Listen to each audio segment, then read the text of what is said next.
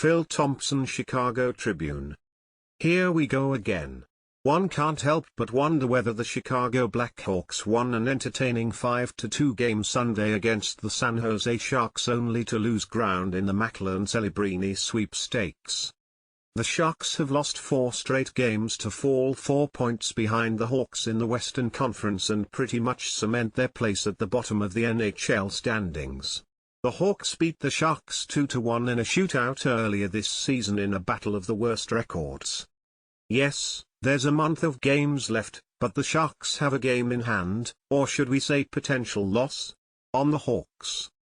At stake, the biggest loser wins the best odds in the NHL draft lottery, 18.5%, but really a 25% chance because of limits on how far lottery teams can move up. Second place drops to a 13.5% chance. People are also reading. Whoever ends up in the top slot gains first rights to draft consensus number 1 pick Celebrini, but the Hawks can't worry about whether a single, meaningless win could cost them a generational pick, though some pundits would argue Michigan State defenseman Artyom Levsnov is far from a consolation prize. We've been here before. The Hawks faced their share of criticism last year for beating the Pittsburgh Penguins in their second-to-last game in the regular season, all but ruining their chances to win the lottery and draft Connor Bedard at number 1. The score? 5-2. Eerie, right? Back then, the win dropped the Hawks to third place in the lottery seeding, yet the lottery balls fell in their favor despite an 11.5% chance of winning the first overall pick.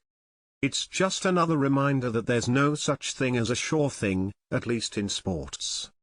The Hawks are facing different circumstances now too. They were shedding the last vestiges of the Patrick Kane-Jonathan Toews era, including trading Kane, and were still free agent flippers, turning hired hands like Max Domi into draft capital. But this season, they have pieces of the future nucleus in place, and the focus should be on teaching those players how to level up to the NHL game, and how to win. Rookie Kevin Korchinski gave the Hawks the go-ahead goal against the Sharks on a one-time blast from the blue line Sunday. Coach Luke Richardson said, "He can sling it pretty good and I think sometimes he just doesn't pull the trigger and he wants to make another play to someone else. That's not selfish."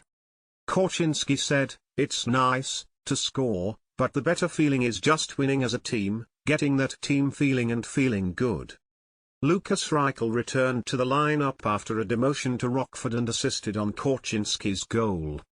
"He was moving his feet, he was playing hard and he made a great play there on my goal," Korchinski said. "All kudos to him. He was flying."